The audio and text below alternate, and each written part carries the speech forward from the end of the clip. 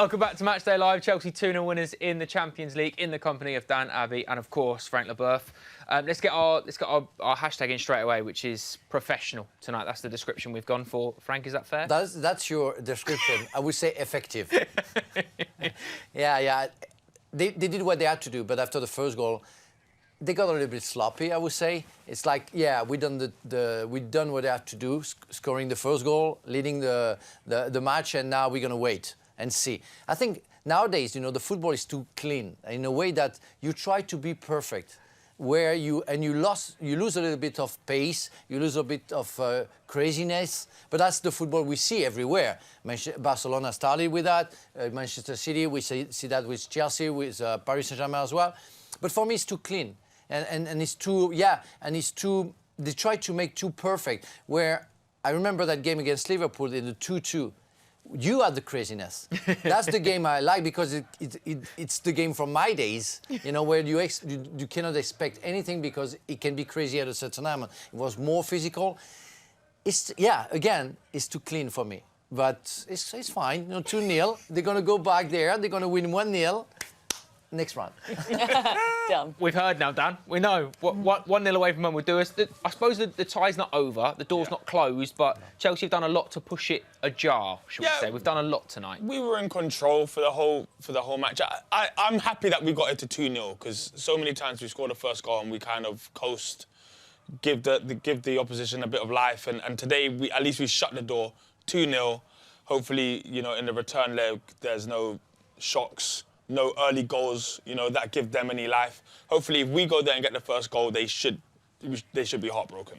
Two big stats, Abby. One, that Edu Mendy has kept 14 clean sheets in 18 European games, which is staggering. He's the first goalkeeper to do that. And also, Chelsea have kept 5 clean sheets on the bounce in home games in UEFA competitions, which is the first team to do so as well. So defensively brilliant. And other than that slip at the end with Edu Mendy, didn't have too much to do tonight, but dealt with everything brilliantly. Yeah, as he always does. And Thiago Silva, I mean, it's a kind of an evergreen statement, but just how good is he, honestly?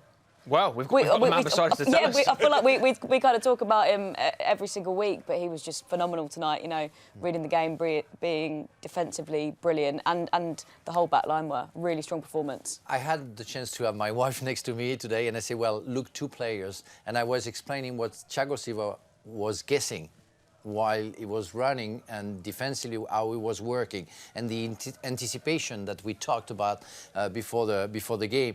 It is a masterpiece in that matter. And what about N'Golo Kanté? Oh. Because you talk about the clean sheet, but the goalkeeper is not on his own. He has the defense, but don't forget what Kovacic and N'Golo Kanté do to be helping the goalkeeper not getting any goals against him. It's amazing. N'Golo Kanté, how many miles that he ran, and the second goal is because of him. Yeah, Pulisic finished the action, but what he did, got the ball back, you know, went forward and waited the best time to give the best timing to give the ball to Pulisic. The guy is amazing. I mean, well, he's French, but it would be English. I would love him as well. You're absolutely right. That pass doesn't get the credit for a lot of the time how good he is on the ball and how much else and how effective he is. Let's get to the game on social then. Obviously, it had to start with a big celebration before kick-off of Chelsea celebrating the Club World Cup. And I don't know if you've seen the video of this yet. Reece James, Callum Hudson-Odoi and Ben Chilwell bringing the trophy out to celebrate around the stadium. The sprinklers went on midway through them displaying the trophy. So really? I think Callum just about got away with it, but he was very close to getting soaked. Nice way to start the evening, Frank. And obviously, when you've got that gold badge on your chest, you did it with France as well to be the world champions. Yeah. There's an added pressure, I imagine, being the world champions, being the team to beat. Well, you always have to prove that you deserve that trophy. It's funny because you're never in peace. In fact, you know, you have to prove that you can get it, and when you get it, you have to prove that you have the right to get it. So, but it's nice. They have to appreciate that. The pressure is always good, and brings you in a great attitude on the field where you are tuned in and you do what you have to do. We fight for that. We play football because we love it, but we fight for trophies. And when you get them, you have to make sure you carry on winning stuff because it's your life. And at the end of your career, we say, okay, You are that. Yeah, you were a good player. Yeah, that's what it is. That's unfortunate for some players, like Harry Kane. What he's going to get at the end. He's a fantastic player, but he's not the right team. Or so many other players who play for fantastic teams. Average team, but are fantastic players. And that's the thing. They have the right to appreciate what they just did, and we are pleased for them. I noted what you did there. I enjoyed that. Obviously, Chelsea started brilliantly well. Kai Havertz getting the score another way, 8 minutes in. Havertz been balling lately. The man posts about his dogs as much as I do, so I obviously want him to score all the goals. He's got a lovely sense of sort of normalism off the pitch as well, isn't he? Where he lives his life, he loves his life. He's very accustomed to London life, and this is it as well. We never really appreciate headed goals, but they require special runs inside the box, jumps and power. All that Havertz showed in that goal. He scored so many headers as well. The goal against Liverpool at the start of the season. Does score very important goals for us. And his versatility, as this tweet says, he can play as a 10, as a false 9, he can play off the left or the right. And this last one as well is a really good point about Havertz is silky, graceful even, glides across the ground, different position, but Hoddle-esque in some ways. I mean, Gary Lineker would know, obviously played with Glenn Hoddle and works a lot. Glenn, obviously very well known around these parts. He's a great player, Kai Havertz. We could wax lyrical about him all night. And he's one of those players, I hate this cliche so much. He's a player that I would just watch. Yeah. The rest of the game's going on. I love to watch Kai Havertz. He's graceful. He's elegant. He plays like how you wouldn't expect a player of that height and that stature to play.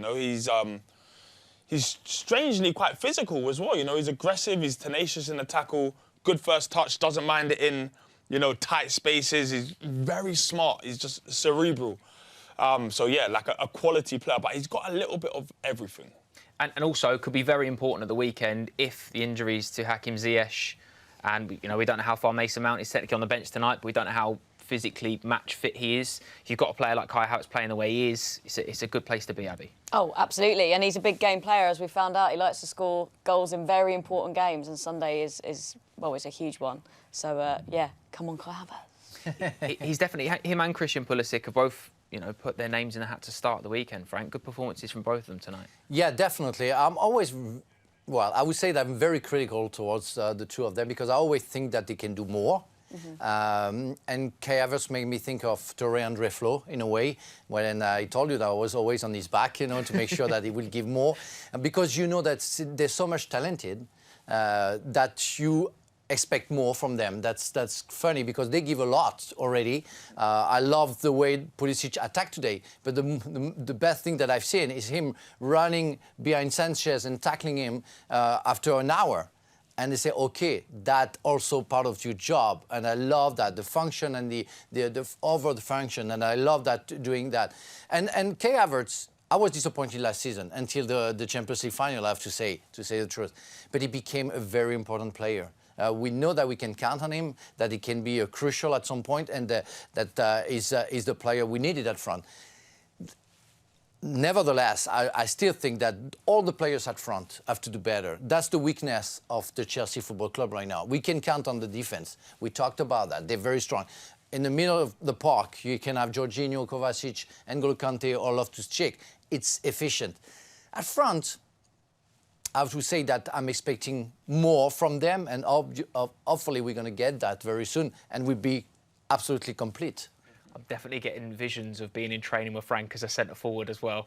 Just being a striker, knowing Frank's behind me going, oh no, I've disappointed Frank again, I've got to do a bit more.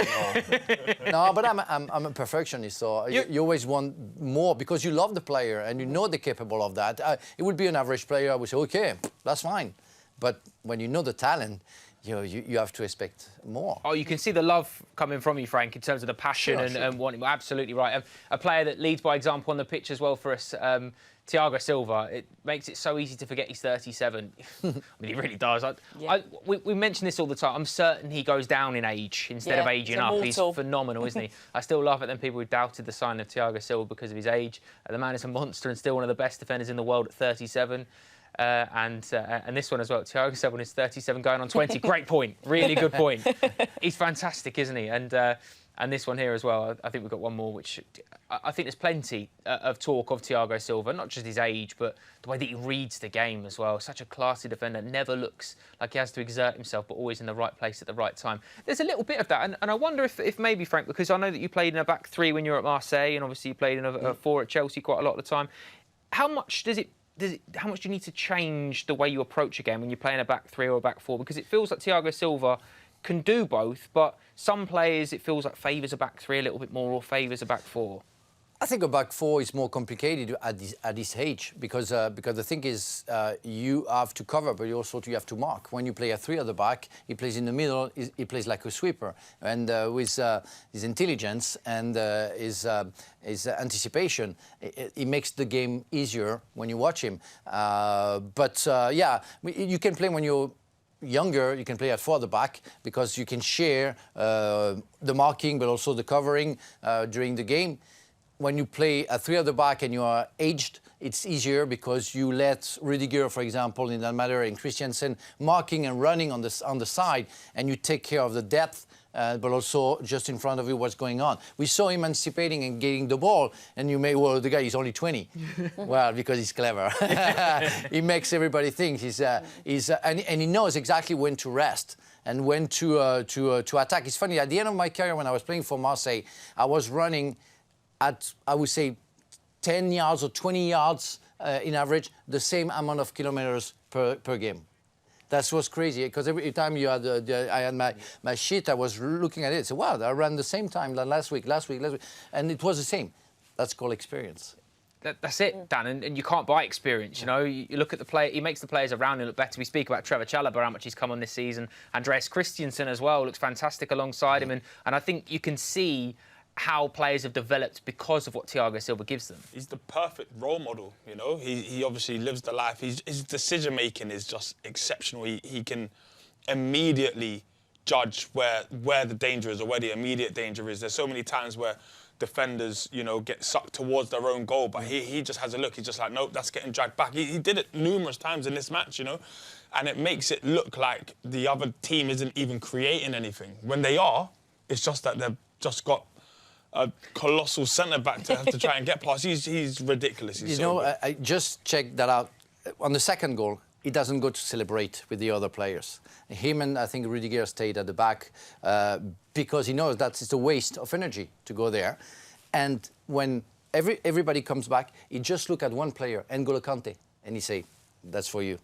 He knows exactly who did the job. You know, of course, Pulisic is going to tell him congratulations, but he knows that the only one, because nobody did the celebration for N'Golo Kanté, but he knows. But he didn't go to celebrate because you don't waste energy. It's so clever, is it? Yeah. So I wish we'd had a camera on you, Frank, to be fair, during the game. Oh, no, you don't want to see that because sometimes I put my finger on my nose. I don't want that. I don't want to see that. You mentioned the second goal. Christian Pulisic getting a lot of love online for that second goal, rightly so. But like you were just mentioning there, Mario Melchiot, of course, Chelsea legend himself. Oh, Mario, the actor, another actor. Is he? He's an actor in the United States, I think, yeah. Is he indeed? Yeah, I met him then. He was learning the process of acting, yeah. Oh, yeah. we need to get a big Chelsea film together. We're going off piece there. We had Matthew Vaughan on before, the Kingsman director, so we'll have to get a big Chelsea reunion going in. Christian Pulisic goal, but Kanté did all the work. What an engine he has, never stops running. It really doesn't, does he? He's fantastic. And this one as well, the beast, the general, the midfield god, N'Golo Kanté is the anchor of our team. Kanté assists to Pulisic. Fantastic. Just on both of those, Abby, both N'Golo and Christian are both players that always work so tirelessly for the team, and it's nice to see that pay off tonight because Kanté getting the praise for the assist, Pulisic getting the praise for the finish, but both of them are so integral to the work rate of this side and how much yards they put in. Oh, they both put in 110% every single match. I mean, Kanté is like having two players in. I don't even know how he does it. He's got so much energy and he never runs out of it. He's constantly running, constantly looking to set up opportunities.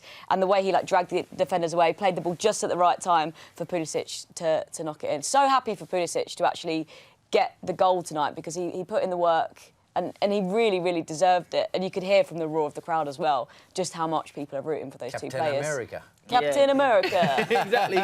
He's fantastic, he really is. But there was a change of system when Hakim Ziyech went to a five across the middle with Saul and Ruben and N'Golo. Is that maybe a little hint towards potentially what Thomas Tuchel might do at the weekend, or is that just seeing games out? I suppose you can keep the ball a little bit more with. I think it's what it is. I think he was thinking, more about the weekend. He felt that the game was quite over, and that he was very secure with the defense. That he put somebody else. And I think he wants to keep maybe Lukaku and Mason Mount for the weekend, and rest Pulisic and Havertz, and we'll play Werner as well if Ziyech is injured. So that was a good plan and good questioning. But Pulisic, I mean, the guy is tiny. And you play against a player like that, you say, okay, it's going to be hard to cope with, but if I go for it, he's not going to exist. But he shows some courage. I feel that he has the courage to go for it, to fight for it, and he's skillful. So you never know the kind of game you're going to have facing that kind of player. We've obviously got the second leg. I think it's fair to say they've not had their best season. Lille, they're 11th in Ligue 1 at the moment. Yeah, ninth. 0-0 draw at the weekend. Got booed off at half-time by their fans as well. So it's quite a difficult atmosphere to go into for them as well as Chelsea. But there's still a lot of work to do in the second leg. It is, because it wasn't easy today. I mean, there are chances as well. I think at half-time there were 4 attempts for Chelsea and 9 for Lille. So it's never easy, but even if Chelsea allowed them to come over and to have a chance to attack. But yes, they are in a transition season when they won the league against Paris Saint-Germain, which is never easy. It's a big thing. They changed the coach, so they lost some players. Some others are coming back. Jonathan David played at front. He's not very effective in the Champions League, even if he's good in the Ligue 1. They have good players like Font, Andre, Bamba, very good player, and you have to respect them, and if you do so, you're going to win there. You can win there, but if you respect them, if you think it's over and you're already through, you're gonna suffer. That's exactly it, isn't it? You've got to respect them. Renato Sanchez is a great player.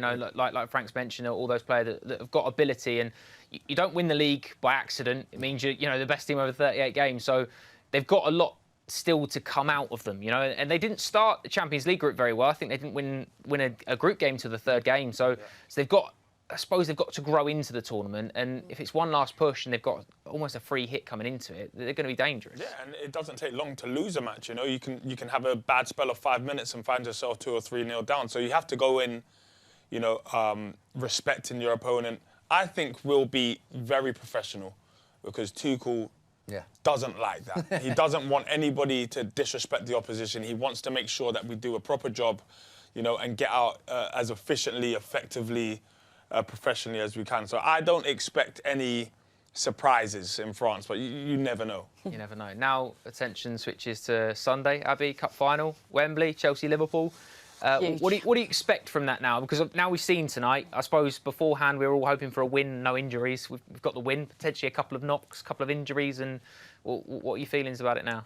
Yeah, seeing that we might have a couple of injuries has made me nervous, because we definitely need the full strength of our squad. Liverpool are in fine form at the moment. It's looking like they actually might be contending for the Premier League as well. They're in, fine form. So this is a huge clash, but we played really well today, so in some ways I feel also really confident. I just hope we do just enough on Sunday to win another trophy. Frank, we had this chat earlier that we're always overly confident with Chelsea in big games, because it's just as a club, it started with yourself in the 97 FA Cup final going on. We're just so used to winning big finals and big games and players turning up and having a performance. Is there a little bit more pressure on Liverpool, because we've already won silverware this season? Liverpool is chasing a title, but probably going to come a little bit short against Manchester City. We've won the Champions League recently. Is there a little bit more pressure on Liverpool to do something in this game than Chelsea? Definitely. For me, they're the favourites. They're second in the league. They're 6 or 7 points, or maybe even more, in front of Chelsea. So everybody thinks that it's going to be an easy task for the Reds. But at the end of the day, you never know, because it's one game. And you never know how the game can be played from each team. And if you have a little bit of luck, because you need luck in life and you need luck in football, and everything goes well for you, that can be a fantastic night fantastic afternoon for the Blues. So yeah, and on top of it, they have the pressure. It's going to be a German chess game, but it's going to be very interesting to see the game. I think it's fantastic to see a final like that. It's a classic, you know, Chelsea-Liverpool, it's a classic. It's two teams absolutely fantastic.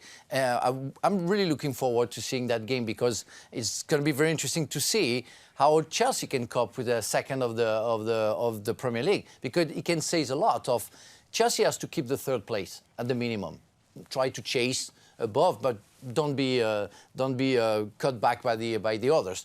We at least have to finish third. And if we can win after the Club World Cup, we can win the League Cup, I mean the Carabao Cup, that would be fantastic.